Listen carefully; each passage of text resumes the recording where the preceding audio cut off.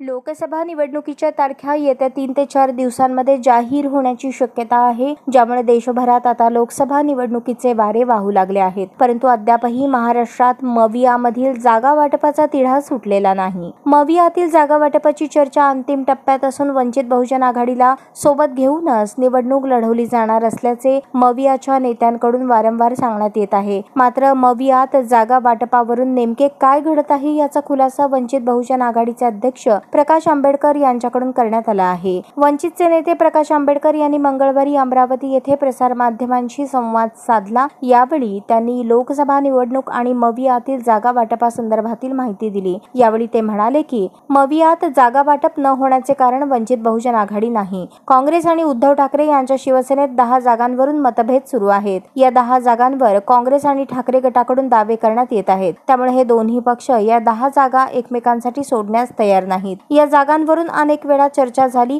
पण ते एकमेकांना सीट सोडायला तयार नाहीत अशी परिस्थिती आहे, अशी माहिती प्रकाश आंबेडकर यांच्याकडून देण्यात आली.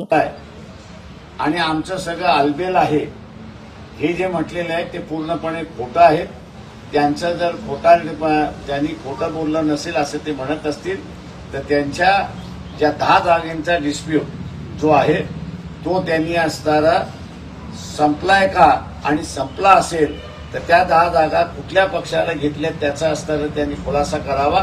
आणि दुसरं 5 जागा ज्या एनसीपी, काँग्रेस आणि शिवसेना यांच्यामधल्या ज्या आहेत त्या 5 जागांचं वाटप कसं झालंय याचा त्यांनी खुलासा करावा. आम्ही तुमच्या बरोबर आहोत. आधी तुमची जागा वाटपाची भांडणे मिटवा. महाविकास आघाडीचं चर्चेचं घोंगडं भिजत असलं तरी काँग्रेस आणि वंचित मधील समझोता पुढे घेऊन जाऊ यासाठी रमेश चैनीथला त्यांच्याशी फोनवर चर्चा केली, पण त्यांच्याकडून दुजोरा मिळाला नाही. म्हणून काँग्रेसचे अध्यक्ष मल्लिकार्जुन खरगे यांना पत्र लिहिले. त्यांना महाराष्ट्रातील एकंदर जागा वाटपाची परिस्थिती सांगितली. समझोता पुढे नेण्यासाठी हे पत्र होते, पण अजून उत्तर आले नाही. अशी एकंदर परिस्थिती आहे, अशी माहिती प्रकाश आंबेडकर यांनी प्रसारमाध्यमांना दिली आहे.